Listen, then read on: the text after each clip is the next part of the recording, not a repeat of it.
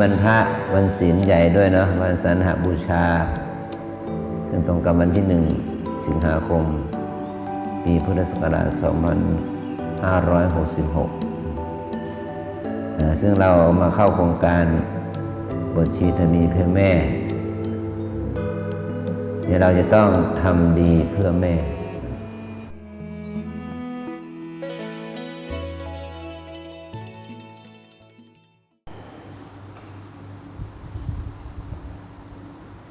ขอความน้อมน้อมของข้าพเจ้า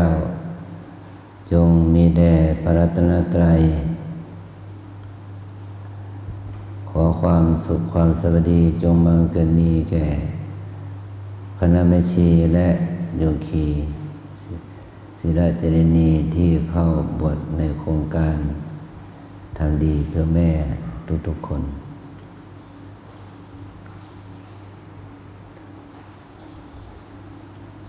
วันนี้เราได้มาทำดีอีกระดับหนึ่งนะคือมาน้อมตัวเราที่จะรับพระกรรมฐานตามแนวทางของสำนักนะ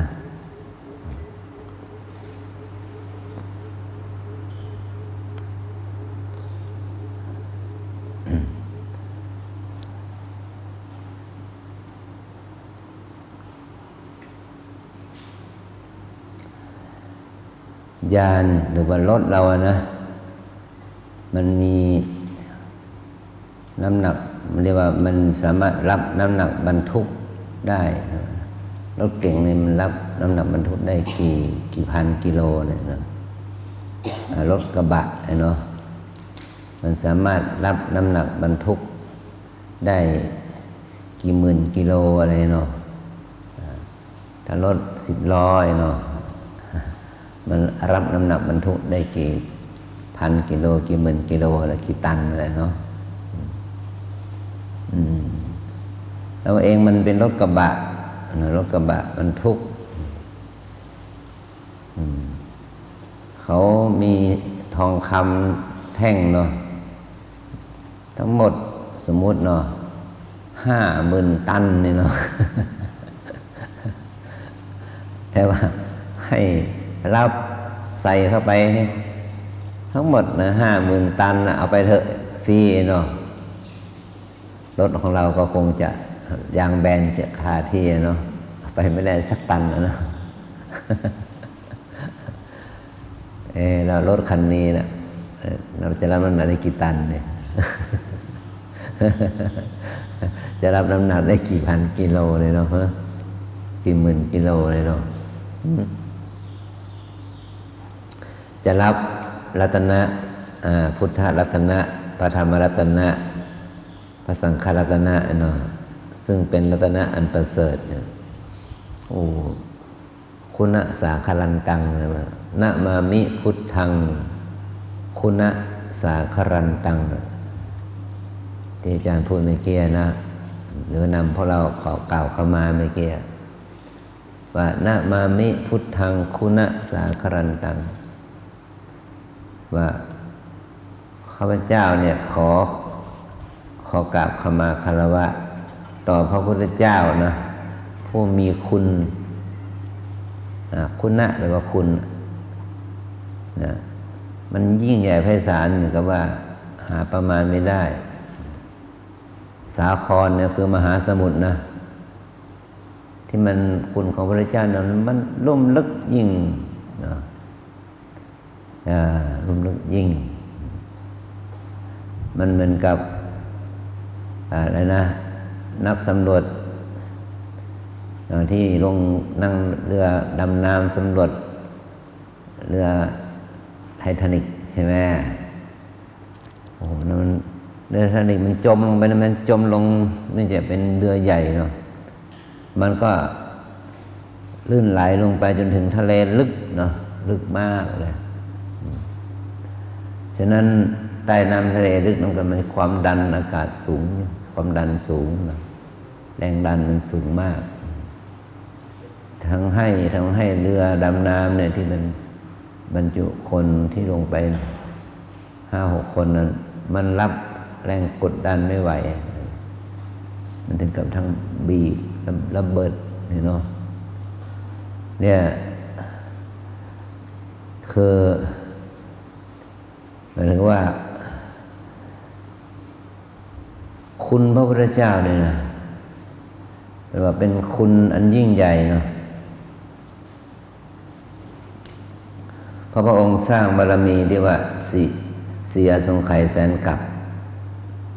นับตั้งแต่ในนับพยากรณ์นะหรือว่า20 อสงไขยแสนกับนับตั้งแต่พระองค์อธิษฐานจิตพระองค์อธิษฐานจิตขอให้เราได้เป็นพระพุทธเจ้าในอนาคตเนาะอธิษฐานจิตคือต่อมาก็ถึงกับเอ่ยปากขอให้เราได้เป็นพระพุทธเจ้าอธิษฐานจิตนี่7 อสงไขยนะเอ่ยปาก9 อสงไขยเป็น16 อสงไขยแล้วก็พระพุทธเจ้าก็พยากรณ์ว่าท่านนี่จะได้เป็นพระพุทธเจ้าก็สร้างบารมีอีก4 อสงไขยแสนกับฉะนั้นจึงรวมเป็น20 อสงไขยแสนกับนั่นคือคุณของพระพุทธเจ้านี่ลุ่มลึกยากที่คนเราทั่วไปจะยังถึงนะก็อย่าอุปมาเปรียบเทียบว่าคุณของพระพุทธเจ้ามันหนักหนาหนักเดือเกินเนาะหนักแน่นหนักหนารถธรรมดาเนี่ยรับไม่ไหวเหมือนกับทองคำนับเป็นหมื่นตันเลยเนาะรับไม่ไหวเพลามันก็หักเนาะพอเราเนี่ยนะก็จะต้องรับพระคุณของพระพุทธเจ้าไว้ทั้งหมดเนี่ยมันก็ไม่ไหวเหมือนกันเนาะตอนนี้ของเราก็เลยล้าเนาะเมื่อยเนี่ยถ้าจะให้เลือกเนี่ยนะฉันจะขอนอนซะก่อนเนาะ ใช่ไหมขอนอนเถอะเนาะสักทุ่ม2 ทุ่มก็รับน่าจะได้เนาะน่าจะดีเนาะใช่ไหมหลายคนเนาะทำไมมันมาให้กรรมฐานตอนนี้นะเหนื่อยก็เหนื่อยเนาะง่วงก็ง่วงเนาะสารพัด นี่ทรมานคนแก่เนี่ยนะเดี๋ยวใช้งานคนแก่เกินไปเนี่ยเดี๋ยวฟ้องศาลเลยทรมานคนแก่เนาะเนี่ยเรียกว่าถึงจะเป็นเรื่องที่ดีนะเป็นความดีแค่ไหนเนาะที่กล่าวเปรียบเทียบนะว่าบางทีกายมันก็รับไม่ไหวเนาะกายมันรับไม่ไหวฉะนั้นเราก็เลยต้องเอาประมาณพอสมควรเลยเนาะ เนี่ยฉะนั้นการที่เราทุกคนมีจิตใจกล้าหาญสู้ไม่ท้อถอยนะ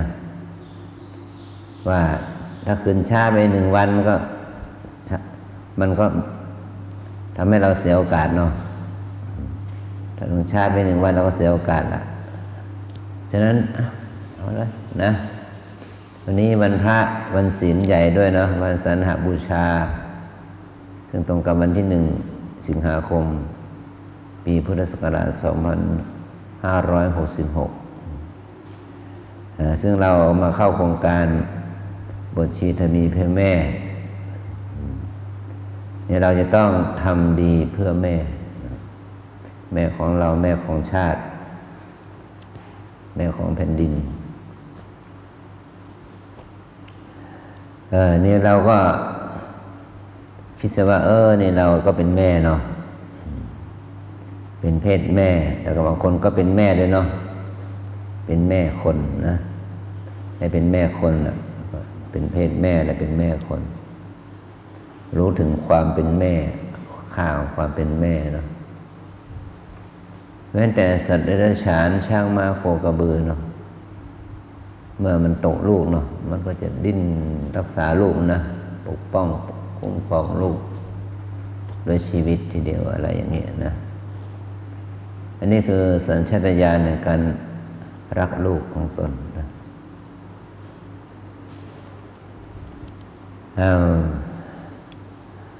ฉะนั้นเราทั้งหลายก็มานึกถึงคุณของแม่คุณของแม่มาตาปิดมาตาแม่เนี่ยคือมาตาเนี่ยแม่เนี่ยมาตะมาตุเนาะนี่มันศัพท์ภาษาทั่วโลกเลยนะมันจะเป็นตัว M แล้วนะลงตัวที่ตัวมะตัวแม่แม่มัมมะเปล่านะเนี่ยนะมะเนี่ยมันจะลงที่ตัวมะตัวมอมาตัวแม่มาเธอเนาะมัมแล้วก็แล้วแต่เนาะนี่คือศัพท์นี้มันเป็นศัพท์ที่เกือบจะทุกภาษาเนี่ยใช้ตัวนี้นะคำว่าแม่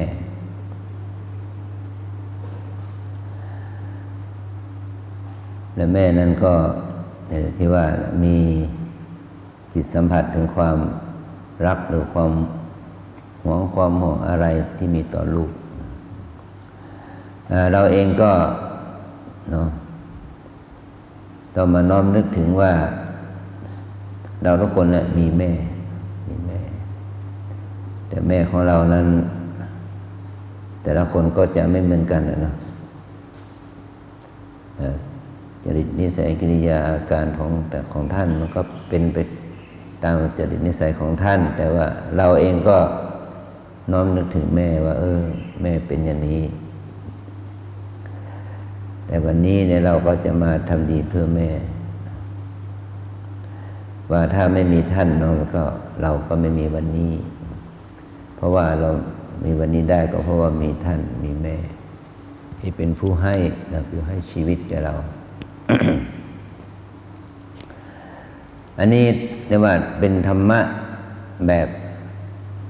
ศีลธรรมที่มันเป็นธรรมะขั้นศีลธรรมขั้นจริยธรรมเป็นธรรมะที่เป็นทางไปกับโลกธรรมแต่พระองค์นั้นได้ทรงตรัสรู้ธรรมแล้วพระองค์ก็ยกย่องสรรเสริญคุณแม่เนาะแม้แต่ในมงคลสูตรว่ามาตาปิตุอุปัฏฐานังเอตัมมังคาลมุตตมังการได้อุปถากบิดามารดาเป็นมงคลเป็นต้นนะมาตาบิตังสเกคะเลแปลว่าพ่อแม่เนี่ยเป็นมิตรเป็นเพื่อนในเรือน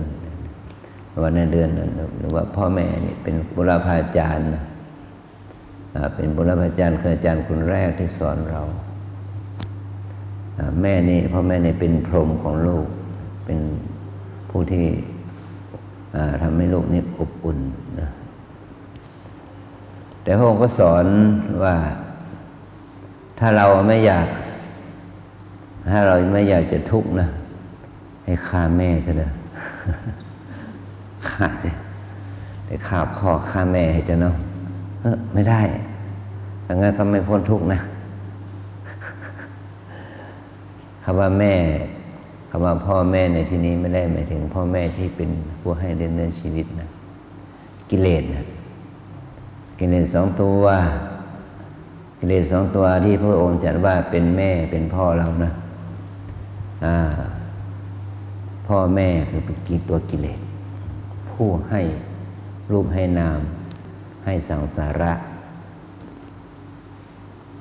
ถ้าเราต้องการพ้นทุกข์ว่าจงฆ่าพ่อฆ่าแม่เสียพ่อมุ่งหมายถึงโมหะหรืออวิชชาโมหะหรืออวิชชานะแม่หมายถึงตัณหาโลภะพ่อกับแม่นี่แหละที่เป็นผู้ให้สังสาระทำให้เรามีสังสาระทำให้เรามีเกิดแก่เจ็บตายทำให้เรามีทุกข์ยังไม่มีที่สิ้นสุดเพราะเรามีแม่มีพ่อนะคือมีอวิชชากับตัณหาอวิชชากับตัณหามีความหลงกับความโลภพูดง่ายๆนะเพราะเรามีความหลงมีความโลภเพราะความโลภความหลงนี่แหละที่ทำให้เรามีสังสาระ ยกตัวอย่างว่าเราอยากนะเราอยากเป็นนั้นเราอยากมีนั้นเราอยากได้นั้นเราอยากได้นี้ไปเลยเนาะ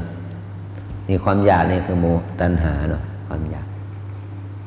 แล้วอวิชชาคือโมหะจะเป็นผู้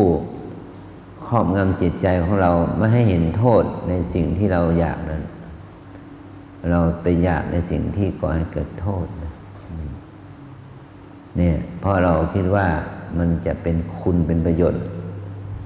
เราไม่เห็นโทษของมันอ่ะเพราะว่าถูกโมหะอวิชชานี่ครอบงำทำให้เราไม่เห็นโทษของสิ่งนั้นเราจึงไปมีความอยากในสิ่งนั้นพอได้มาแล้วเนาะพอได้มาแล้วพอมีพอเป็นแล้วจึงรู้ว่ามันเป็นทุกข์มันทุกข์อย่างนี้เนาะทุกข์เหลือเกินแต่ยังไงมาล่ะนะ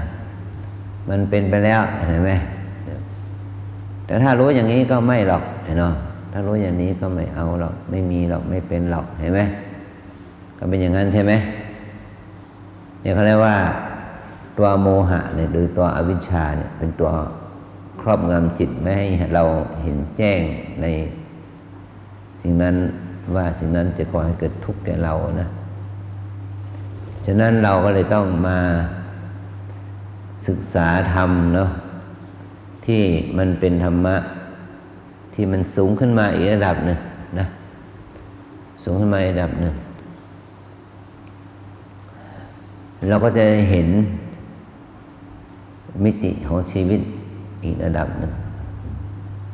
เหมือนกับว่าเราขึ้นสู่ที่สูงเนาะเรามองลงมาจะเห็นยอดไม้อย่างนี้เนาะเรามองไม่เห็นถ้าเราไม่อยู่สูงกว่ายอดไม้เนาะเราต้องขึ้นสูงกว่ายอดไม้มันจึงจะเห็นยอดไม้ประเภทนั้นนะเนี่ยถ้าเราขึ้นอยู่สูงกว่ายอดไม้ก็จะเห็นยอดไม้ว่าเป็นอย่างนี้แต่ถ้าเราอยู่ข้างล่างเราก็ไม่เห็นยอดไม้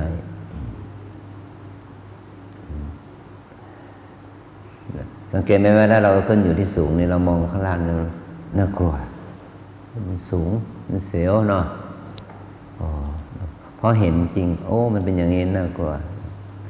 คนที่เขามีปัญญาเจริญแล้วเนาะเขามองแล้วก็มองสูงเห็นได้ว่าความเกิดแก่เจ็บตายนี่เป็นของน่ากลัวนะเนี่ยความเกิดเนี่ยเป็นของน่ากลัวนี่ว่าเราจะต้องเกิดอีกเนาะต้องแก่เจ็บตายอีกนี่เนาะชักจะน่ากลัวนะ นะกลัวอะไรอย่างเนี่ยอย่างน่ากลัวแล้วเนี่ยกลัวว่าจะต้องเกิดแก่เจ็บตายอีกเนาะนี่นะเราจะต้องมองไม่เห็นว่าสังสาระคือความเกิดแก่เจ็บตายเนาะก็เป็นสิ่งที่น่ากลัวเนี่ยเราจะต้องตายเราต้องมาเกิดต้องมาแก่ต้องมาเจ็บเราต้องมาตายอีกนี่นะ ฉะนั้นวันนี้เราต้องมาหาธรรมะเนาะให้เรามีดวงตาให้มีดวงตาเนาะอีกดวงหนึ่งนะตาภายในตาภายนอกเรามีแล้วเนาะมีดวงตาภายนอกตอนนี้เราจะมาฝึกแสวงหาตาภายในนะที่จะทำให้เราเห็นทำให้เรารู้ทำให้เราเห็นแจ้งสิ่งที่ก่อนเราคิดว่าสิ่งนี้สุขสิ่งนั้นก่อให้เกิดสุขก็ให้มันมาเห็นแจ้งว่าสิ่งนี้ก่อให้เกิดทุกข์นะแต่ก่อนนี้เราคิดว่าเรามีสิ่งนี้เราจะสุขแต่ก็ให้มันเห็นแจ้งว่าเรามีสิ่งนี้มันจะก่อให้เกิดทุกข์นะตัวนี้แหละที่จะนำพาเราให้ก้าวข้ามวัฏสงสารเนาะก็คือขจัดตัวตัณหาแล้วก็ตัวตัณหาและตัวอวิชชาเนี่ยตัวโมหะตัณหาโมหะนี่ให้ได้นะอันนี้เราก็ต้องหาวิธีการที่จะขจัดอะไรก่อนระหว่างโมหะตัณหาเนาะมี2ตัวนะ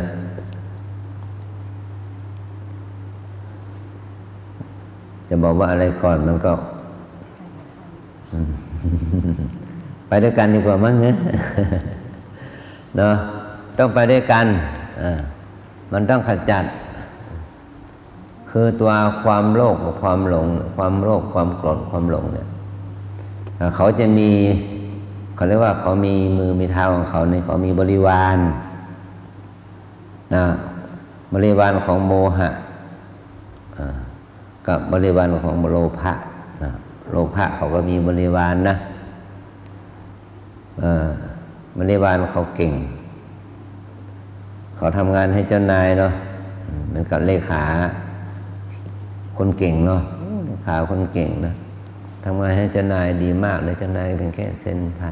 นเท่านั้นเนาะนั่นเลขาจัดการหมดเนาะเลขาคนเก่งนะโมหะเขาก็มีเลขาของเขาโลภะเขาก็มีเลขาของเขานะแต่เขาใช้คำว่าบริวารเนาะเขามีบริวารดีเนาะพอมีบริวารดีนี่มันก็เจ้านายก็สบายไปเลยเนาะเนี่ยอาจารย์ก็มีบริวารต้องชมเขาหน่อยเนาะมีบริวารดีนะ มีพระมีชีมีโยคีมีญาติโยมดีเนาะเราก็พลอยยังชั่วเราไม่ได้เห็นโรงครัวแหละแต่เราก็มีโรงอาหารให้เลี้ยงพระเลี้ยงเนรเลี้ยงชีโยคีได้อย่างนี้เป็นต้นอย่างนี้นะ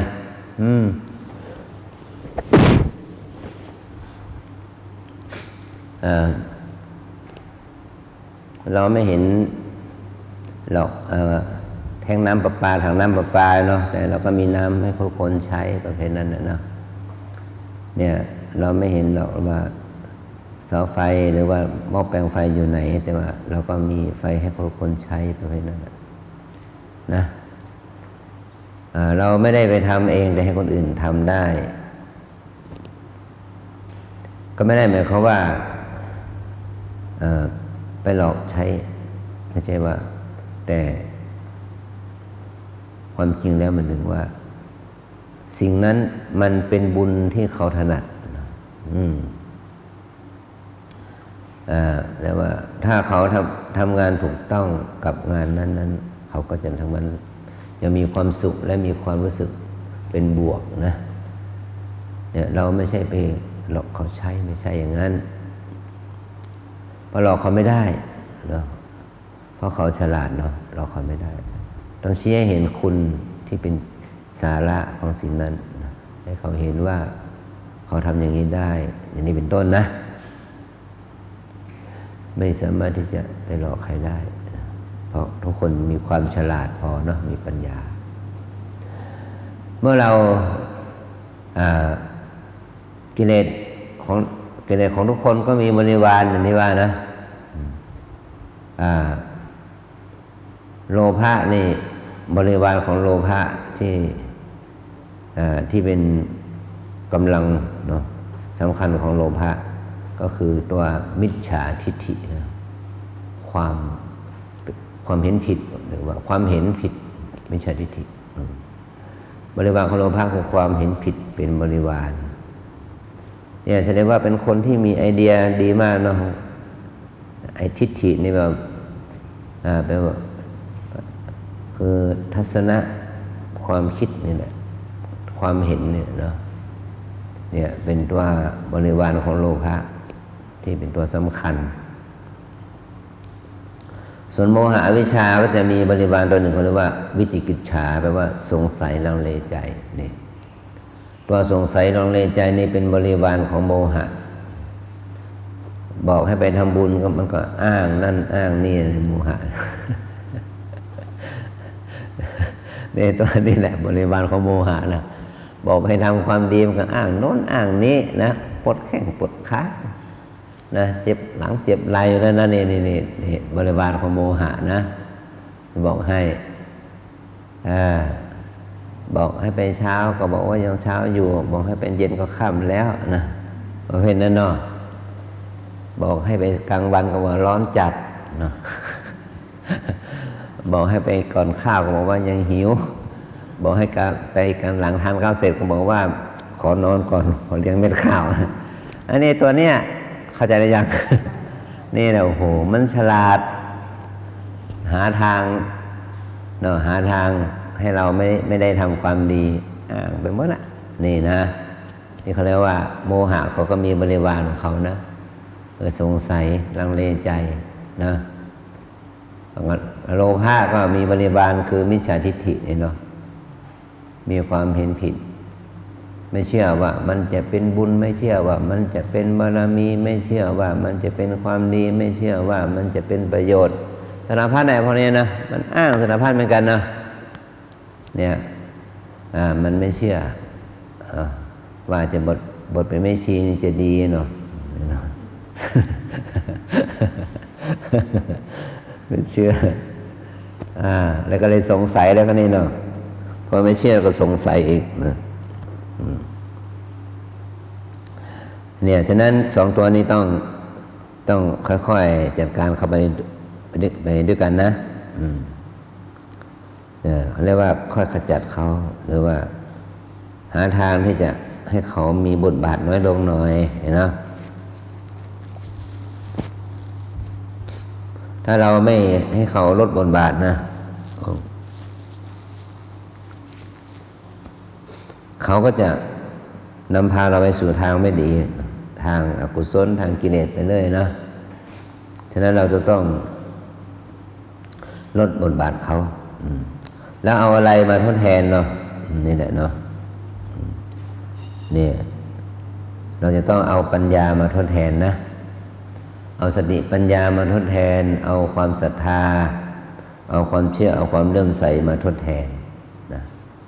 ถ้าเรามีศรัทธามีศรัทธาดีมีปัญญาดีเนี่ยมันก็จะหมดความสงสัย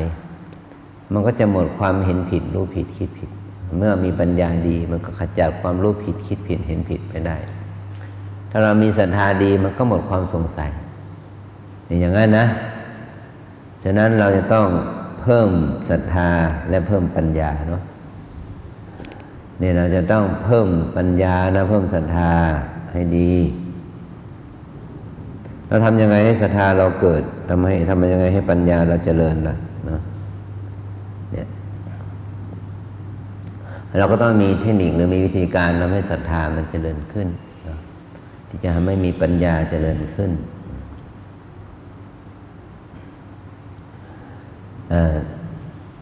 การที่เราจะทำให้ศรัทธาและปัญญาเราเจริญเราก็ต้องปลูกฝังเหตุให้เกิดศรัทธาเหตุให้เกิดปัญญาเนาะเหตุให้เกิดศรัทธาที่ดีอย่างหนึ่งก็คือการมีมิตรดีนะมีมิตรที่ดีมีเพื่อนมีกัลยาณมิตรเนาะมีมิตรมีกัลยาณมิตรที่ดีนี่แหละจะทำให้เรามีศรัทธาที่เขาบอกว่าคบคนเช่นใดเป็นเช่นนั้นนั่นแหละเนาะมีมิตรที่ดีมีกัลยาณมิตรที่ดีกัลยาณมิตรนั่นก็จะสอนเราแนะนำเราบอกกล่าวเราฉะนั้นคำว่ามิตรจึงไม่ใช่เพื่อนภาษาบ้านมิตรอาจจะเป็นพ่อแม่ด้วยครูบาอาจารย์เนาะพ่อแม่ครูบาอาจารย์เพื่อนเนาะรวมถึงลูกหลานพี่น้องนะคนบริวารที่เขาอยู่รอบกายเราที่เขาชี้เขาบอกเขาแนะในทางที่ดีอะไรแก่เราเนี่ยนี่เรียกว่ากัลยาณมิตรมิตรดีบุคคลใดมีมิตรดีเราก็ทำให้เราทำพูดคิดเป็นทางที่ดีนี่มีการที่เราจะมีศรัทธาเนี่ยมันต้องมีมิตรที่ดีกัลยาณมิตรเมื่อเรามีกัลยาณมิตรที่ดีศรัทธาเราจะมีกำลังเนี่ยถ้าเราเนี่ยมีศรัทธาเกี่ยวกับเรื่องของการละชั่วทำดีทำใจให้บริสุทธิ์เหมือนกันเนี่ยเรามีมิตรที่ดีกันเนาะเรามาเป็นกลุ่มแล้วนี่เนาะฉะนั้นต้องรวมหัวกันรวมท้ายกันจมกันรวมหัวจมท้ายกันตื่นพร้อมกันหลับพร้อมกันทำงานร่วมกันเลยนะนี่แหละนะต้องเอานะตื่นพร้อมกันนะหลับพร้อมกันทำงานร่วมกันนะเลยเนาะถือว่ามาด้วยกันแล้วเนาะเรือลำนี้จะไปถึงฝั่งเนาะมันยังไงคนจะนั่งแถวหน้าแถวหลังมันก็ต้องขึ้นฝั่ง นะลงเรือขึ้นฝั่งไปขึ้นฝั่งเรือลำเดียวกันนั่นแหละนะอาจจะขึ้นก่อนขึ้นหลังบ้างก็ไม่เป็นไรแต่ว่ามันต้องไปพร้อมกันนะถ้าเรือไม่จอดเราก็ขึ้นฝั่งพร้อมกันไม่ได้แบบนั้นนะ เราต้องมีศรัทธามีความเชื่อแต่ว่าความศรัทธาความเชื่อของเรานั้นมันก็ต้องมีตัวธรรมอีกตัวหนึ่งมาเป็นตัวการันตีเป็นตัวเสริมหรือเป็นตัวกำกับก็คือปัญญาปัญญาความรู้แจ้งเนาะปัญญาความรู้แจ้งนี่แหละจะทำให้ศรัทธาเราถูกต้องตรงตามเป็นจริงเนาะต้องมีปัญญาทำที่แล้วปัญญามันเกิดขึ้นได้อย่างไรเนาะเหตุใกล้ของปัญญาท่านเรียกว่าสมาธินะต้องเป็นคนมีสมาธิดีด้วยนะเป็นคนที่มีสมาธิดีนะสมาธิต้องดีด้วยนะและเหตุให้เกิดปัญญานั้นยังมีตัวอื่นอีกนะปัญญาเกิดได้ด้วยเหตุ3ประการนะ1สุตตมยปัญญาสุตตะแปลว่าฟังต้องเป็นคนที่รู้จักเป็นคนฟังที่ดีนะต้องเป็นคนฟังที่ดี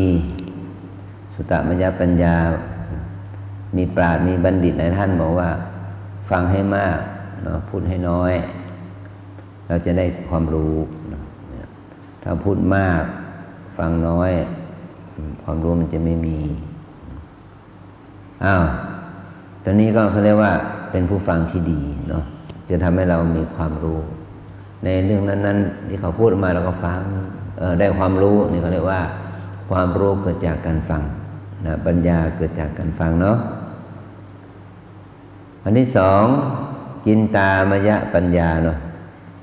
ปัญญาที่เกิดจากการคิดคือคนเรามันต้องมีหัวคิดเนาะมีหัวไม่ใช่มีไว้เฉยๆมีหัวไว้คิดด้วยแต่ถ้าคิดมากอะไรมันฟุ้งซ่าน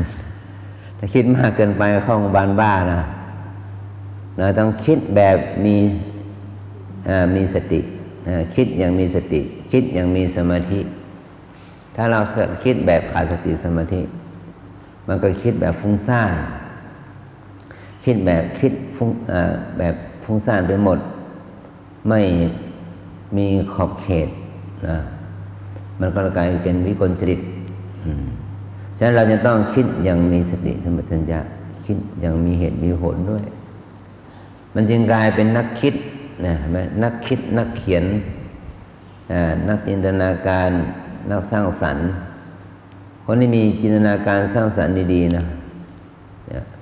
เขาก็สามารถใช้ความคิดนั้นนะมาเป็นทรัพย์สินทางปัญญาได้นะ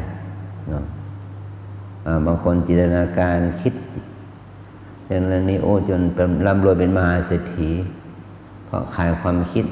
เอาความคิดนั้นลงมาเป็นรูปนิยายการเขียนการอะไรต่างๆเนาะขายได้แล้วได้เงินมหาศาลนี่เพราะอาศัยเขาคิดแบบมีระบบนะเนี่ยอันนี้เรียกจินตามยปัญญาปัญญาที่เกิดจากการคิดต้องคิดดีด้วยแต่คิดมากมันไม่ดีนะคิดดีมากๆคิดดีมากๆคิดมากไม่ดีนะ มีลูกศิษย์ฝรั่งของอาจารย์คนหนึ่งเนาะเขาก็มาปฏิบัติธรรมที่วัดเราหลายหนนะมีภรรยาเป็นคนไทยด้วยนะก็พูดพอฟังภาษาไทยได้บ้างไม่ได้บ้างนะแล้วก็เตือนเขาเนี่ยเขาคิดมากนั่นแหละเนาะก็ให้เขาเนี่ยคิดดีมากๆคิดมากไม่ดีเขาซึ้งใจมากนะมันไปที่เขาสักกันแล้วสักสันนี่นะคิดดีมากๆคิดมากไม่ดีอาจารย์เขายังช่วยมันสักอะไรมันก็ลืมสักคิดดีมากๆคิดมากไม่ดีเป็นภาษาไทยนะให้อาจารย์อ่านอย่างนี้อาจารย์ผมเชื่ออาจารย์นะผมกลัวลืมสักเลยนะเนี่ยเขาไม่ได้สักแค่ความขลังนะความขลัง แต่สั่งเตือนสติตัวเองไว้อย่าไปคิดอะไรเนี่ยมันเกินไปกว่านั้นเลยเนาะคิดดีมากๆอย่าไปคิดมากไม่ดีอันนี้ก็เป็นตัวอย่างนะฉะนั้นปัญญาที่เกิดจากการคิดอย่างหนึ่งเนาะอันที่3ปัญญาที่เกิดจากการภาวนานี่แหละอย่างที่เรามาปฏิบัติเนี่ยปัญญาที่เกิดจากการที่เราได้มีสติดีมีสมาธิดีมีความเพียรดี เมื่อเรามีความเพียรดีมีสติดีมีสมาธิดีมันจะเกิดปัญญาตัวนี้ที่เราเรียกว่าวิปัสสนาปัญญาวิปัสสนาญาณนะ วิปัสสนาญาณหรือวิปัสสนาปัญญาเนี่ยจะทำให้เรานั้นเข้าใจความจริงของชีวิตเนี่ยเข้าใจความจริงของสัจธรรมเนาะอริยสัจธรรมว่าเราจะเข้าถึงอริยสัจธรรมเนี่ยต้องมีวิปัสสนาปัญญาเนี่ยนะถ้าเราไม่มีวิปัสสนาปัญญามันเข้าไม่ถึงอริยสัจ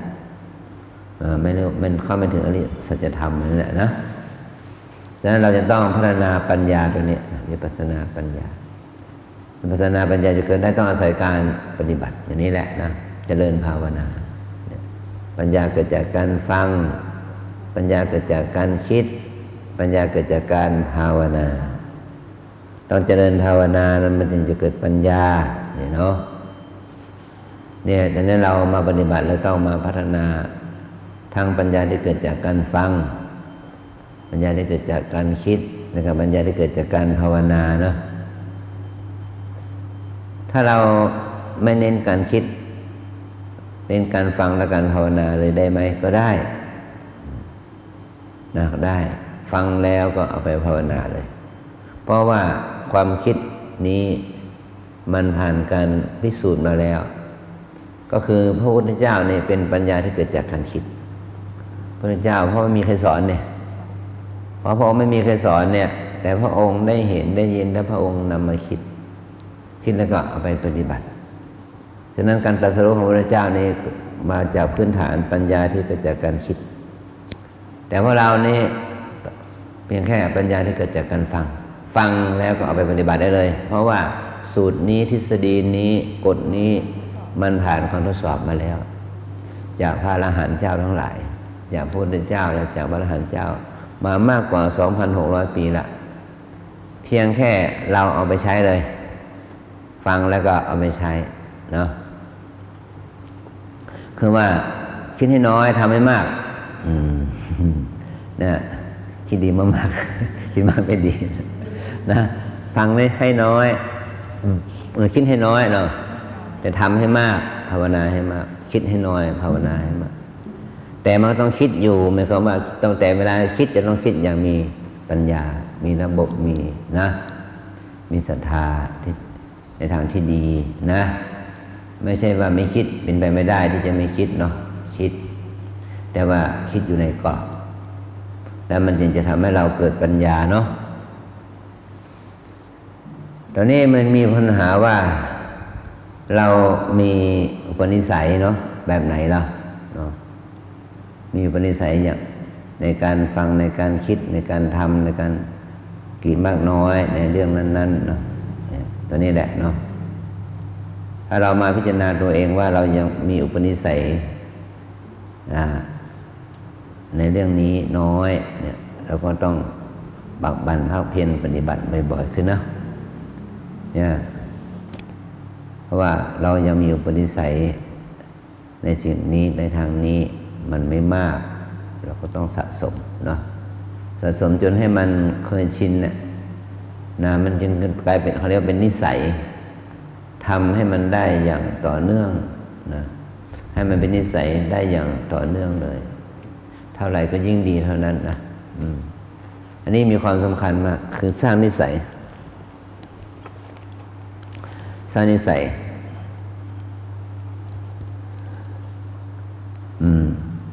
ถ้าเราสร้างนิสัยในทางใดทางหนึ่งจนเป็นปกติเนาะจนเป็นปกติเราจะสามารถที่จะทำในสิ่งนั้นจนกลายเป็นปกติได้รวดเร็วนะได้รวดเร็ว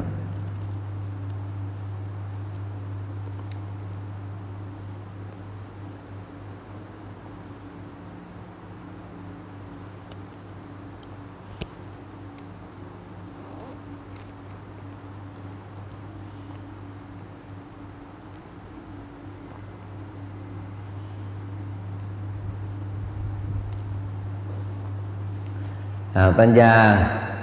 ที่เรียกว่าวิปัสสนาญาณนี้นะปัญญานี้รู้เรื่องอะไรต้องรู้นะว่าปัญญาที่ชื่อว่าวิปัสสนาญาณเนี่ยวิปัสสนาญาณนี้เขารู้เรื่องอะไรนะรู้ไปหมดก็ไม่ใช่ประโยชน์นะรู้เรื่องที่ควรรู้ว่าไปแล้วก็คือรู้เรื่องที่ควรรู้ประมาณสักว่าไปแล้วก็3 เรื่องนะ3 เรื่องก็แล้วกันเนาะไม่ต้องรู้มากเนาะเดี๋ยวจำไม่ได้มันหรือว่ามันเบลอไปหมดเพราะไปหมดอีกนะเอารู้เรื่องที่มันอยู่ในวิสัยที่เราพอจะควรจะรู้หรือว่ารู้เพื่อสิ่งนี้ก็แล้วกันหรือว่ารู้เพื่อเรื่องนี้รู้เรื่องนี้รู้เรื่องสิ่งรู้เกี่ยวกับสิ่งนี้เนาะในตัวเรื่องอื่นแล้วนะเรื่องอื่นเราก็รู้แต่ว่าถ้าจะให้วิปัสสนาปัญญาเกิดเนี่ยมันต้องรู้เรื่องอะไรเนาะนี่เลยเนาะต้องให้รู้เรื่องอะไรถ้านั่งมันปนมมือมันเหนื่อยก็วางมืออะไรนะวางมือนะวางมือบนตักก็ได้รู้สึกว่าบุญหนักซะเหลือเกินมันหนักนะ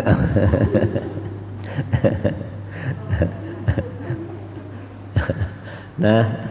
หนักบุญหนักนะมันหน่วงมือแล้วหน่วงมือเราเลยนะเดี๋ยวมันจะหน่วงคอเราเองนะอะไรประเภทนี้นะ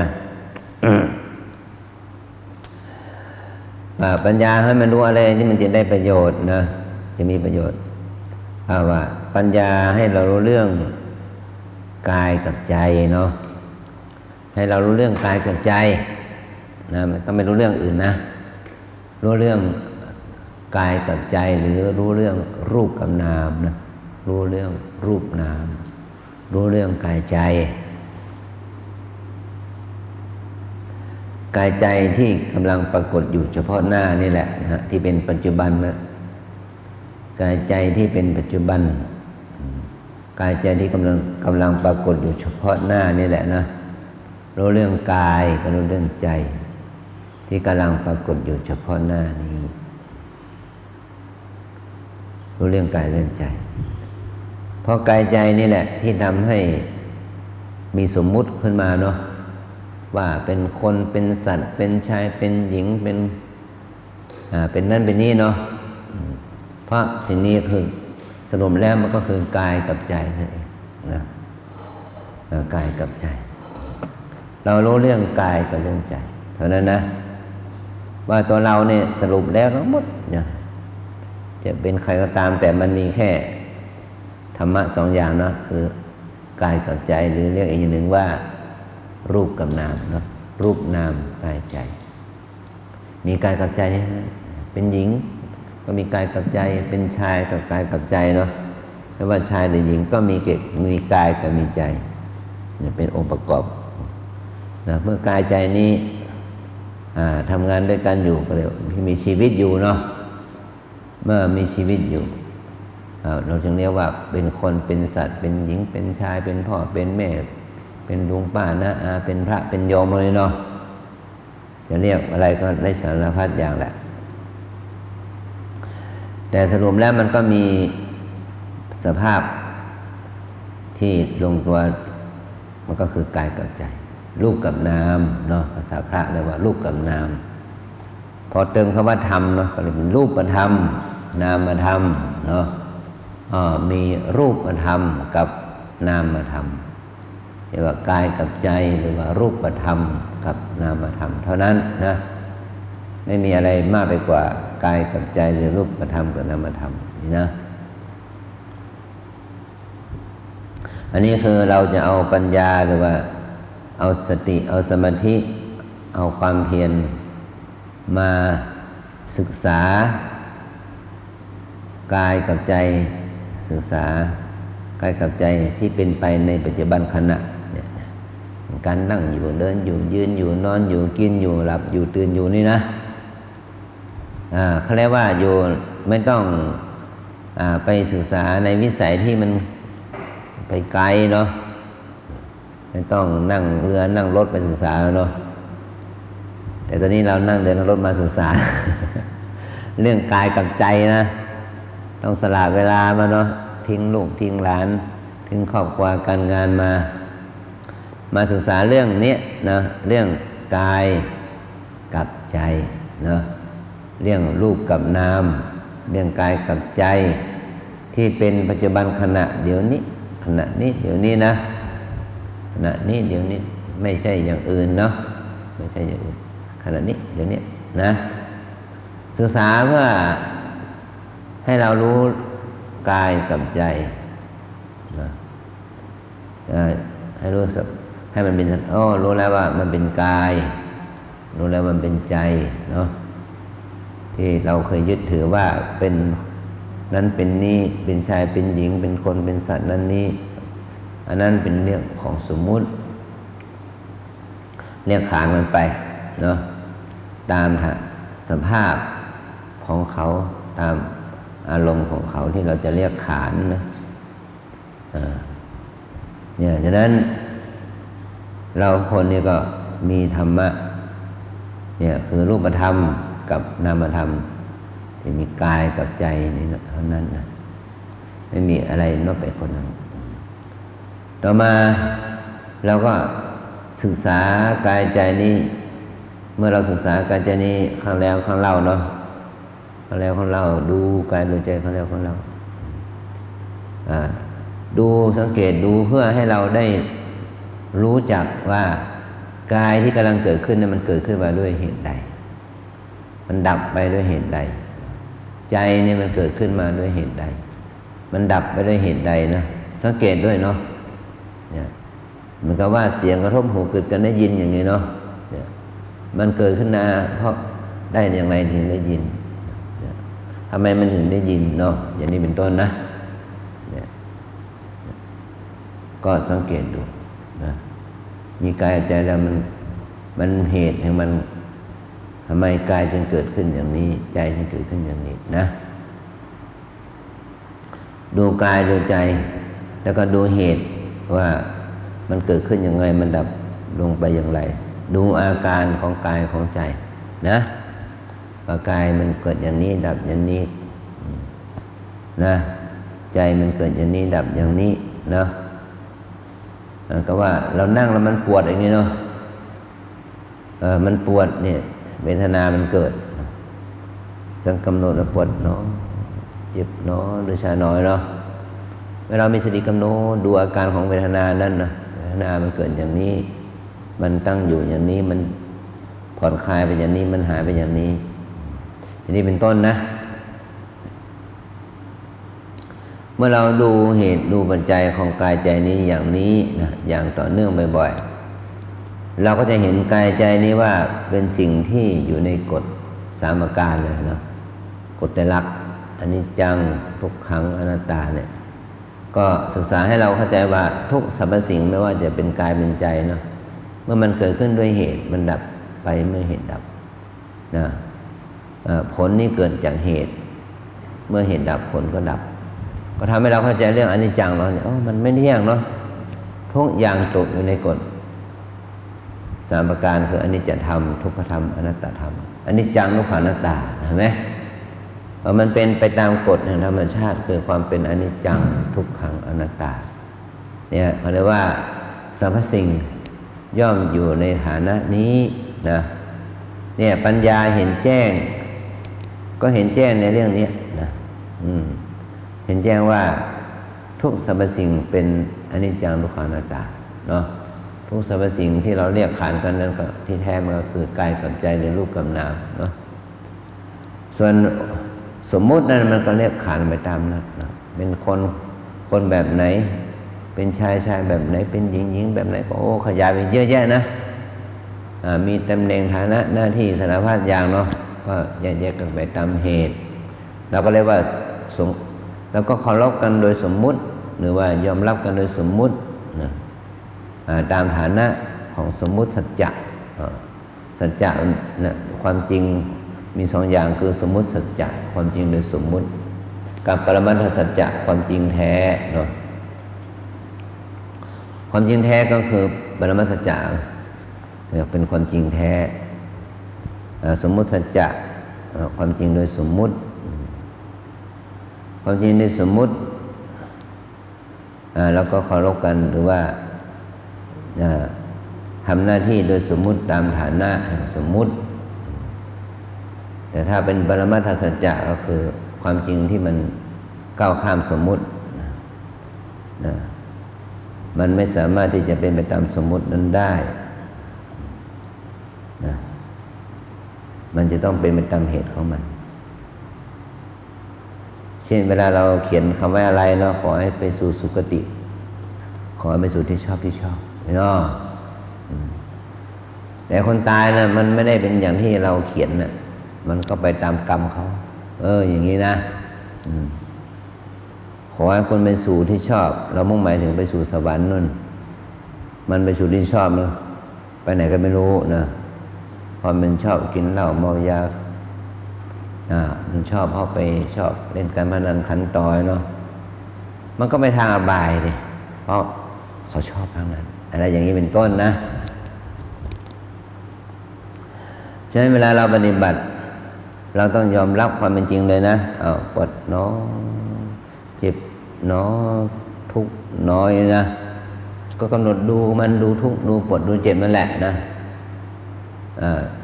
ดูอาการของเวทนานั้นว่าเวทนามันเกิดอย่างนี้มันตั้งอยู่อย่างนี้มันดับไปอย่างนี้เราก็ดูอาการของเวทนาตามที่มันเป็นนะมันหายช้าหายไวก็ไม่ต้องกังวลมันบางครั้งเวทนาหายไวปวดเนาะ3 หนดับละบางทีปวดเนาะใน3 นาทีก็ไม่หายนะ30 นาทียังไม่หายเลยนะเอาอย่างไรกับมันเราคนนี้เนาะ3 วันยังมีอยู่เลย ให้ปวดน้อยเนาะอย่างนี้เราต้องยอมรับกับความเป็นจริงไปให้ได้นะมันก็ป่วยไข้เนาะมันไม่ใช่ว่ากินยาไม่เดียวหายเนาะบางทีนี่บางคนโรคบางอย่างเนี่ยกินไปทั้งชีวิตยังไม่หายเลยเนาะแต่เราก็ยังกินยานั่นแหละนะกินทำไมมันก็คือบรรเทาเนาะบรรเทาทุกข์หรือว่ากินเพื่อคุมอาการเห็นไหมแต่ไม่หายแต่ก็ต้องกินเพราะว่าถ้าไม่กินยิ่งแย่เนาะยิ่งแย่ฉะนั้นเราก็ต้องทานยาเพื่อให้ร่างกายตั้งอยู่ได้อย่างนี้เป็นต้นนะ ฉะนั้นเวลาเราปฏิบัติก็เหมือนกันเนาะไม่ใช่ว่า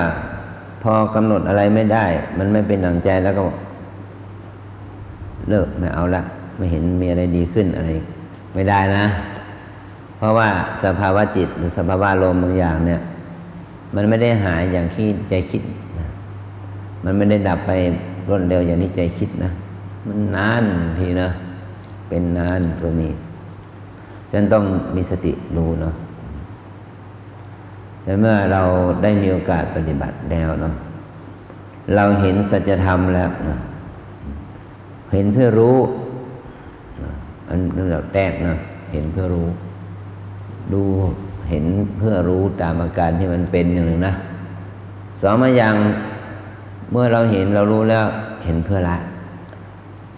ต้องละมันก็ละความโกรธโลภหลงเกิดขึ้นเนี่ยต้องมีสติกำหนดจนความโลภโกรธหลงดับนะนี่เขาเรียกว่าเห็นเพื่อละกิเลสนะความโลภความโกรธความหลงนะ ชำระล้างฆ่ามันเสียนั่นแหละนะชำระฆ่ามันชำระล้างความโกรธโลภหลงนั้นอันที่3คือเมื่อเราเห็นแล้วเนี่ยมันถือว่าเห็นเพื่อภาวนาเห็นแล้วต้องพัฒนาเนาะเห็นเพื่อรู้เห็นเพื่อละและเห็นเพื่อภาวนาเมื่อเรารู้แล้วว่าสิ่งนี้จะต้องภาวนาเราต้องภาวนาต่อไปเช่นต้องพัฒนาสติต้องพัฒนาสมาธิพัฒนาปัญญาเนาะต้องพัฒนาทำให้มันเกิดเพื่อเห็นเพื่อรู้เพื่อให้ละเพื่อเห็นเพื่อให้เราได้ลงมือทำเข้าใจแล้วให้ภาวนาหรือลงมือทำพัฒนาเมื่อเราภาวนาได้สมบูรณ์เนาะมันก็จะสามารถตัดละปล่อยวางถอน นะอกุศลกิเลสนั้นได้นี่เรียกว่าเมื่อเรารู้แจ้งแล้วมันก็ต้องทำให้แจ้งเลยนะเห็นแล้วก็ต้องทำให้มันถึงเป้าหมายนั้นให้ได้เมื่อรู้แล้วก็ภาวนาภาวนาเต็มที่มันก็ประจักษ์แจ้งแล้วมันก็ละเนี่ยมันนะทำให้มันเต็มที่จนประจักษ์แจ้งมันก็ละภาวนาให้มาก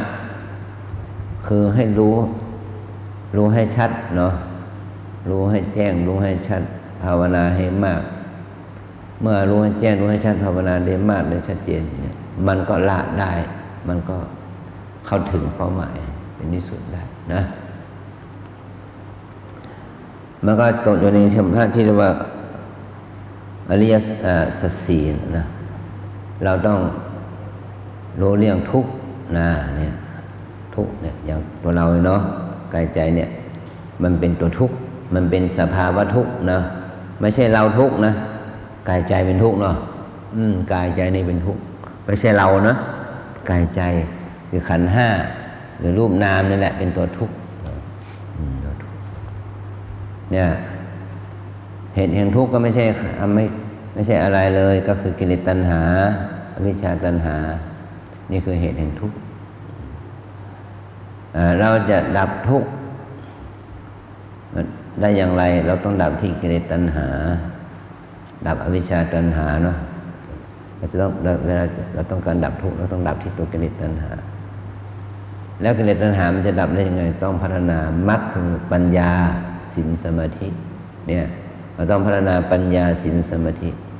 เมื่อเราพัฒนาปัญญาศีลสมาธิได้สมบูรณ์มันก็ดับกิเลสตัณหาได้เมื่อดับกิเลสตัณหาได้ทุกข์ที่เกิดจากความยึดมั่นถือมั่นต่างๆมันก็ดับไปอย่างนี้นะนี่คือเรียกว่ากฎแห่งอริยสัจนะผลเกิดขึ้นมาจากเหตุผลคือทุกข์มีเหตุเป็นแดนเกิดคือกิเลสตัณหาผลคือความดับทุกข์ผลคือความดับทุกข์นะเหตุคือต้องภาวนาหรือต้องพัฒนาปัญญาเนาะต้องพัฒนาปัญญาหมายถึงว่าผลคือทุกข์นี่มีเหตุคือกิเลสตัณหาผลคือความดับทุกข์ทุกข์มันหายไปดับไปมันจะทำยังไงให้ทุกข์นี้หายไปดับไปต้องพัฒนาปัญญานะต้องพัฒนาปัญญาศีลสมาธิเนี่ยถ้าเราพัฒนาปัญญาศีลสมาธิได้มากเราพัฒนาปัญญาศีลสมาธิจนเข้าถึงความสมบูรณ์มันก็ดับทุกข์ได้คือดับธรรมที่เป็นเหตุให้เกิดทุกข์ก็คือกิเลสตัณหาถ้าเราดับธรรมคือกิเลสตัณหาได้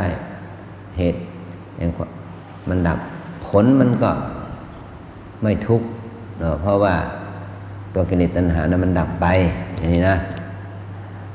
ตอนนี้มันยากตอนที่ว่าเราจะทำยังไงเนาะเมื่อกิเลสเขาก็มีความฉลาดเนาะมีความเฉลียวฉลาดปัดเปลืองมีเล่ห์เหลี่ยมจัดเนาะเขามีเล่ห์เหลี่ยมสูงนะเล่ห์เนาะอย่างนี้ว่าเขาหลอกเราเนาะเขาหลอกเราได้สารพัดเขาก็มีเล่ห์เหลี่ยมของเขามีความเฉลียวฉลาดของเขาถ้าเขาไม่เฉลียวฉลาดเขาไม่พาเรามาทุกข์จนถึงทุกวันนี้เนาะนี่เขาฉลาดนะหลอกเราเนาะเขาก็หลอกเราเขาฉลาดเราจะทำยังไงเราให้เราทันกิเลสนี่เนาะเราจะรู้เท่าทันกิเลสจะทำยังไงให้เรารู้เท่าทันกิเลสนะกิเลสนี้มันพาให้เราทุกข์เราต้องรู้เท่าทันกิเลสทุกเราทันปัญญาของกิเลสเราก็ต้องหมายถึงว่าเราต้องมีปัญญานะหรือว่าเนาะว่าปัญญาต้องมีให้มากที่จะเรารู้เท่าทันกิเลสเราจะไม่ตกไปเป็นเบี้ยของร่างของกิเลสเราต้องพัฒนาปัญญาไม่เชื่อมันก็เหมือนกับเรื่องของตกทองแล้วเอาตัวอย่างเนาะเหมือนกับพวก18 มงกุฎเขาตกทองใช่ไหมนะเนี่ยเราเห็นสร้อยเห็นทองแล้วโอ้โหเม็ดอะไรนะโอ้โหใหญ่เนาะ 10 บาทมันลุ่มเลยน้องเขามีของเรามีแค่บาทเดียวเนาะไอ้ตัณหาไปดูทอง10 บาทนะเนาะมันมีพลังเหลือเกินเนาะมันจะต้องเป็นของจริงเพราะเห็นกับตาเนาะเห็นกับตาว่าคนนั้นทำให้ตกใช่ไหมไม่เป็นไรพี่ผมขอบาท 1ของพี่นี่พี่เอาไปเนาะเรียบร้อยเลยเนาะเราถอดให้ทันทีทันใดเนาะถอด1 บาทให้เขาไปเนาะเขาเอา10 บาทให้เราเนาะแล้วได้ละ10 บาทเนาะพอไปเข้าร้านขายทองนะทองเก๊เนาะเป็นของเก๊เนาะจบเลยเนาะนี่แหละอะไรเป็นเหตุล่ะเพราะความโลภนั่นก็เรียกความอยากความโลภนั่นเองใช่ไหมตัณหาน่ะภาษาพระเรียกว่าตัณหาความโลภความอยากนั่นเองที่มันมาปิดบังเนาะปิดบังเพราะเราเกิดความอยากอยากได้10 บาทเพราะเราเห็นกับตามันตกจากคนนั้นเนาะนี่แหละเราก็เลยเกิดความอยากเนี่ยเพราะความอยากนั่นเองจึงทำให้เราต้องสูญเสียอะไรอย่างนี้เนาะฉะนั้นมีแนวคือต้องมีปัญญาและมีความหนักแน่นขนาดรู้เรื่องนี้แล้วนะเราก็รู้นะได้ยินได้ฟังมาเยอะแยะนะแต่มาถึงจุดของเรามันกลับเราเป็นมืดมนทำไมเราต้องมืดมนในขณะนั้นก็เพราะว่าอาจจะมีตัวหนึ่งอีกตัวหนึ่งเขาเรียกว่ามีวิบากเวรกรรมเนาะที่เรามองไม่เห็นเนาะก็รู้นะว่าเรื่องนี้มันเกิดขึ้นบ่อยๆในสังคมเนาะแต่เราก็ยังเชื่อจนได้นะพอเรามองมันเป็นวิบากเวรกรรมแต่ถ้ามองอย่างบัณฑิตมองอย่างนักปราชญ์เขาเรียกว่าตัณหามันครอบงำมันมืดเนาะตัณหาความอยากเนี่ยมันครอบงำจิตใจจนเราหลงลืมไปนะพอคิดว่ามันไม่น่าจะเป็นไปได้นะเนาะพอเราเห็นกับตานี่นาเนาะตัวนี้แหละเนาะทำให้เราต้องเสียข้างโง่นะอะไรไปเลยนะเสียไปเลยอย่างนี้แหละนี่เปรียบเทียบเนาะฉะนั้นเวลาเราปฏิบัติธรรมก็มันก็จะถูกกิเลสนะถูกโมหะนี่นะถูกโลภะนี่หลอกเราเหมือนกันนะหลอกเราคิดว่าไม่เป็นไร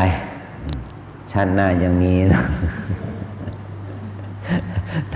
เนาะชาติหน้ายังมีอยู่เนาะไม่เป็นไรยังมีชาติหน้ายังมีอยู่ชาตินี้เอาแค่นี้ก็พอแล้วนั่นแหละเนาะนี่คือถูกโมหะนะความหลงเนาะครอบงำละความโลภคิดว่าเอาวันข้างหน้าเอาชาติหน้าว่าไปเนาะอยากจะได้มีสุขภาพดีกว่านี้อยากจะได้มีสุขภาพร่างกายดีกว่านี้ชาติหน้าจะได้ปฏิบัติอย่างดีชาตินี้มันไม่เอาไหนแล้วนะอย่างนี้นะมันสภาพร่างกายมันไม่ดีแล้วอย่าไปอ้างนะเดี๋ยวถูกเขาหลอกเอาทองไปนะเนี่ยนะฉะนั้นเราต้องเท่าทานกิเลสเนาะพอเท่าทานกิเลสว่านี่แหละคือของที่มันหลอกมันลวงเราเนาะมันหลอกมันลวงเราฉะนั้นต้องพัฒนาปัญญาเนาะพัฒนาศีลสมาธิแล้วก็ตัวปัญญาที่จะทำให้เรามีปฏิภาณไหวพริบเนาะมีความรู้มีความเข้าใจรู้เท่าทันมารยากิเลสที่มันจะหลอกลวงให้เราหลงเราต้องฝึกตัวนี้เนาะฝึกครั้งแล้วครั้งเล่าจนเราสามารถที่จะไม่ตกเป็นเหยื่อของกิเลสตัณหาเนาะเมื่ออะไรเกิดขึ้นก็ให้มีสติรู้เท่าทันเนาะจะให้มันเป็นเหยื่อของกิเลสตัณหาอย่างที่ว่าเนาะฉะนั้นก็สำคัญก็คือว่าอย่าเอาแต่ใจตัวเองหรืออย่าเข้าข้างตัวเองเกินไปเนาะทุกนั้นทุกนี้หน่อยปลดนั้นนิดปลดนี้หน่อยอย่าไปยอมมันอย่าไปท้อแท้นะสู้อย่างนี้นะนี่แหละมันจะเป็นทางให้เราเนี่ยสามารถก้าวข้ามเนาะก้าวข้ามเนี่ยกิเลสอกุศลหรือมัญญากิเลสได้ เมื่อเราเข้าใจว่าชีวิตอย่างที่พูดเมื่อกี้นะว่ามีแค่กายกับใจมีแค่รูปกับนามนี่เท่านั้นนะรูปนามนี่ก็มีเหตุมีผลของมันตัวนี้เหตุตัวนี้เกิดขึ้นเพราะมีผลเขาเรียกว่าผลเกิดขึ้นอย่างนี้เพราะมีเหตุอย่างนี้ผลอย่างนี้เกิดขึ้นเพราะมีเหตุอย่างนี้รู้เท่าทันนะเราต้องเห็นคุณค่าของเราก่อนที่ว่าเบี้ยอยู่ในมือของเรามีค่าอย่างที่ว่านะเรียกว่าภาษาคำบางเพยเขาเรียกว่าอะไรไม่รู้นะหนึ่งเบี้ยในกำมือนะยังไงก็เป็นของเราอยู่นะแต่เราจะต้องเอาสิ่งที่เราอยู่ใกล้ตัวเราก่อนนะเอาปัจจุบันขณะให้ได้ก่อนนะจับปัจจุบันขณะให้ได้นะจับเอาปัจจุบันขณะนะหรือว่าเอาปัจจุบันชั่วโมงนี้เอาจบปัจจุบันวันนี้เนาะเดี๋ยวค่อยเอาชั่วโมงนี้ไว้พรุ่งนี้ก็แล้วกันคืนนี้พอละพรุ่งนี้ยังมีเวลาปฏิบัติพอถึงพรุ่งนี้พี่เฟียวอะไรเนาะนั่นตื่นไม่ทันนั่นนะนี่แหละพวกนี้แหละนะนี่คือความประมาทนะนี่แหละประมาทว่าจะเอาสัก2 ชั่วโมงก็ยังพอได้เลยไม่เป็นไรเดี๋ยวพรุ่งนี้ค่อยๆตื่นตี 2ก็แล้วกันที่ไหนได้6 โมงเช้าจบเข้าใจอะไรอย่างเลยนะนี่แหละคือประมาทนะฉะนั้นกรรมฐานเป็นสิ่งที่เราจะต้องฝึกเนาะต่อสู้ฝึกนี่แหละนะว่าปัญญาเนาะต้องเกิดจากการกระทำนอกจากภาวนาปัญญาเกิดจากการคิดอย่างมีระบบนะแต่ปัญญาเกิดจากการฟังด้วยดีนะฟังด้วยดีย่อมเกิดปัญญานะเหตุของเกิดปัญญาโดยเฉพาะปัญญาที่เกิดจากการภาวนาเนี่ยสำคัญมากเป็นการบ่มเพาะจากภายในของเราโดยตรงนะนี่แหละจะเป็นทางที่จะทำให้เราก้าวข้ามสังสารทุกข์ได้เป็นที่สุดนะขอบพระคุณประนมมือนะรับพระกรรมฐานอีกวาระหนึ่งวิปัสสนากรรมฐานตามแนวสติปัฏฐานมี4 อย่าง 1 กาย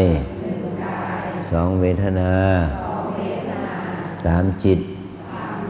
4 ธรรมวิปัสสนากรรมฐานตามแนวสติปัฏฐานมี4 อย่าง 1 กาย 2 เวทนา 3 จิต 4 ธรรม 1 กาย 2 เวทนา 3 จิต 4 ธรรม 1 กาย 2 เวทนา 3 จิต 4 ธรรมกายเวทนาจิตธรรมเป็นกรรมฐาน 4 ตัวนะว่าเราเอากายที่เราเรียกเป็นรูปธรรมเลยเนาะเอาเวทนาที่เป็นนามธรรมเอาจิตที่เป็นนามธรรมและเอาธรรมที่เป็นทั้งรูปทั้งนามมาเป็นที่ตั้งของสติเป็นที่ตั้งของสมาธิโดยอาศัยความเพียรอย่างต่อเนื่องก็จะก่อให้เกิดผลคือปัญญาเป็นที่สุดนะโดยการที่เจริญสติเป็นในกายเวทนาจิตธรรมตั้งแต่การกราบการเดินการนั่งการกำหนดรู้อาการหายใจเข้าออกพองยุบทั้งหมดทั้งมวลนะความคิดความฟุ้งรู้สึกอย่างหมายความว่าถ้าเราเอาสิ่งใดมาเป็นที่ตั้งของสติสิ่งนั้นก็เป็นกรรมฐานของเรานะและกรรมฐานที่เราเอามาเป็นที่ตั้งของสติก็คือกายกับใจเรานี่แหละนะรูปกับนามเนี่ยถ้ามันมีความคิดขึ้นมามันเป็นอะไรก็สงสัยหนอเลยนะนี่คือสงสัยเป็นนามอันนี้หนึ่งเป็นโมหะอันนี้หนึ่งอย่างที่ว่านะเป็นบริวารของโมหะสงสัยปฏิบัติไปมันคืออะไรมันเป็นอะไรวะเนี่ยสงสัยหนออะไรเนาะเพราะอันนี้แหละมันเป็นตัวบริวารของโมหะคือความสงสัยนะ กำหนดรู้แล้วก็ปล่อยวางมันเนาะว่ามันก็เป็นแค่ค ความรู้สึกชนิดหนึ่งเป็นสภาวะธรรมชนิดหนึ่งเป็นนามธรรมชนิดหนึ่งนั่นเองนั่นนะถ้าเราเข้าใจได้อย่างนี้เราก็จะไม่ตกเป็นทาสของอารมณ์นั่นแหละนะไม่เป็นตกเป็นทาสของกิเลสนั่นเองนะเหมือนเราตั้งใจที่จะมาปฏิบัติก็อย่างที่ว่านะเอาพ่อเอาแม่มาด้วยอย่างที่ว่านะเราเอาพ่อเอาแม่มาด้วยเราปฏิบัติให้กับพ่อกับแม่เนาะแล้วก็พ่อแม่กำลังดูเราอยู่เนาะฉะนั้นเราต้องเอาใจพ่อแม่หน่อยเด้อดูเขาหน่อยนะภาวนามากๆนะกินน้อยนอนน้อยพูดน้อยปฏิบัติให้มากแล้วนะตั้งใจปฏิบัติเนาะหวังว่าจะได้อารมณ์พิเศษนะวันนี้ได้กินข้าวในบาตรมื้อแรกเนาะ อัศจรรย์เลยนะโอ้โหข้าวในบาตรมันเป็นยังไงเนี่ยอร่อยไหมเนี่ยเนาะกินแล้วมันก็ได้ขึ้นสวรรค์หรือเปล่า โอ้บาตรเนี่ยนะอัศจรรย์เพิ่งได้กินครั้งแรกในชีวิตเนี่ยนะเนี่ยคนกินข้าวก้นบาตรเลยนะนี่ได้กินข้าวก้นบาตรจริงตัดจากก้นบาตร ทุกคำเรากินจากได้กินข้าวก้นบาตรอันแท้จริงนะตั้งใจปฏิบัติหน้าที่ให้สมกับความเป็นพุทธสาวิกาสาวิกาคือผู้ดำเนินตามทางของพระพุทธเจ้านะตั้งใจปฏิบัติกินจะได้อานิสงส์เกิดกุลแก่เราแต่2-3 วันแรกนี่ยังปวดยังมึนนะยังเจ็บนะปวดเจ็บเหน็บชาไม่ครบจะเกิดขึ้นกับเราเยอะ2-3 วันแรกเลยเนาะที่อยู่แม้มาองค์อาจจะเคยมาได้มาฝึกมา2-3 วันแล้วเนาะแต่มันก็ยังถ้ามันปฏิบัติอย่างต่อเนื่อง6 ชั่วโมง 8 ชั่วโมงเนี่ยมันจะล้าเนาะก็ใช้เวลาอีก2-3 วันเนี่ยมันก็จะค่อยเข้าที่เข้าทางนะแล้วก็อดทนเอาเนาะและตั้งใจปฏิบัติสืบต่อไปขออำนวยพรให้คณะเมชีโยคีเราทุกท่านนะให้เจริญในสัมมาปฏิบัติเพื่อความดับทุกข์เพื่อพระนิพพานเป็นที่สุดจงบังเกิดผลแก่พวกเราทั้งหลายจงทุกข์ทั่วหน้ากันด้วยเถิด